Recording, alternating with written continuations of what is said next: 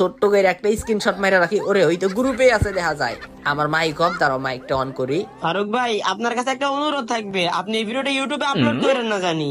আমি যে আপনার কাছ থেকে হেরে গেছি এই খবর জানি কেউ না জানে ভাই, তাইলে আমার মান সম্মান একদম মাটিতে মিশে যাইবো। আমি 12 বার গ্র্যান্ড মাস্টার ডান করা বাংলাদেশের রিপ্রেজেন্টকারী প্লেয়ার ভাই। প্লিজ ভাই, আপনি আমার মান সম্মানটা নষ্ট করেন না জানি, আপনার পায়ে দুইটা ধরি ভাই। এতে আপনার যা লাগে বলেন ভাই, আমি আপনার সব দিব ভাই, আমি আপনার বস মানি ভাই। তারপরও ভাই এই ভিডিওটা যেন ইউটিউবে আপলোড করেন না।